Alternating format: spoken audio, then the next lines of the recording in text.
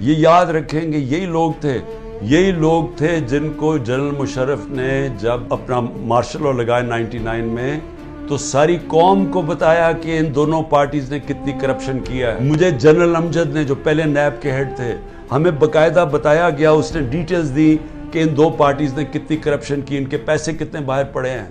پھر جنرل مشرف ان کو NRO دے دیتے ہیں, یہ واپس آتے ہیں 10 سال پھر بیٹھتے ہیں, ان کے اوپر ایک دور میں کرپشن کیس بنتے ہیں. ہمیں بتایا جاتا ہے, ہمیں تباہی صاحب بتاتی ہے کہ ان کی کرپشن کتنی ہے. میں جیتا ہوں ان کے خلاف اور ایک آدمی گھوڑا سوار فیصلہ کرتا ہے کہ جناب یہ کیا, یہ ان کی میں نے فیصلہ کیا ہے کہ جناب عمران خان ملک کے لیے برا, ان کو پھر اوپر لے آتا ہے اور پھر حیران ہوتے ہیں کہ جی یہ سوشل میڈیا کیوں ہمارے اگینسٹ ہو گیا. یہ انسان ہے, آپ نے خود ہی پہلے لوگوں کو تیار کیا کہ یہ کس طرح کے لوگ ہیں, یہ جو 30 سال سے ملک کو لوٹ رہے ہیں.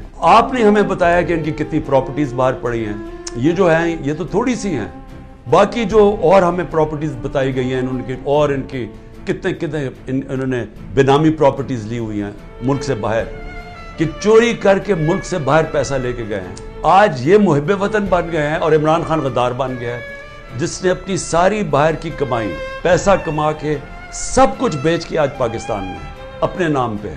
وہ غدار ہے. اور جنہوں نے چوری کر کے پیسہ ملک سے باہر 30 سال سے بھجوا رہے ہیں, ہدیبہ پیپر مل سے شروع کریں, ان کے اوپر ڈاکیومنٹریز بنی ہوئی ہیں. BBC نے بتایا انہوں نے کتنا پیسہ چوری کی, یعنی ان کی چوری کے اوپر باہر کے اوپر مضمون لکھے ہوئے, کتابوں کے اندر ان کی چوری کا مینشن ہے. وہ ٹھیک ہیں اور ہم آج غدار بن گئے ہیں.